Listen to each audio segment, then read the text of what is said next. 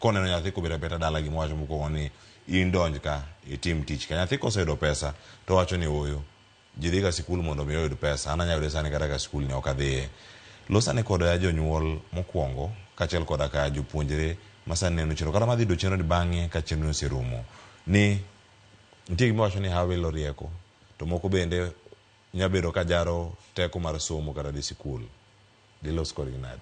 Erokamano. Wakwongo achak gi jonyuol.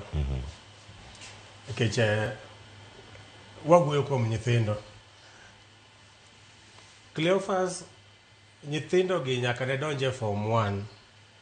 Awach ni ne gitim klas 8 ka gidonje form 1. Ne pod gi tag mar nyathi. Sani ka nyathi otimo form 4 ng'eny gi iyudo ka gin 18 and above.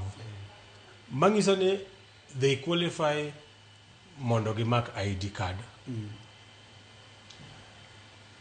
Janyuol nyathi oduogo ni dala. Sani koro onego bed ni ng'e ni ma ng'at minyalo reason go. Nikech nyocha en ga e school nok en ga e lweti. In fact, for a long time, chake class 1 nyaka class 12, nyithindo ok ni ga e lwetwa. Wabedo makod gi matin, kaka ndalo moko manyocha corona, en mana funga, fungua. Koro sani to koro en funga. Ida bedo gi nyithindo gi moving forward. Nyathini most jonyuol ok understand nyithindgi. Giomi wacho kamano, nitie nyaka jonyuol ma chake class 4-5 kae, nyithindgi osebedo makanie boarding. Primary boarding, ochako dhi secondary, ene boarding, sani ko nyathini e lweti. Janyuol, understand your child. Ma is the best opportunity kapok nyathi odhi e mbalariany kata kapok odhi e course.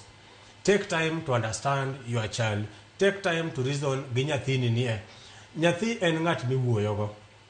To owinjo wach, nikech ng'at miwuoyogo kata ma ng'at ma winjo wach mane ng'at ma kare dhi maber. Mar ariyo, nyithindo motimo form 4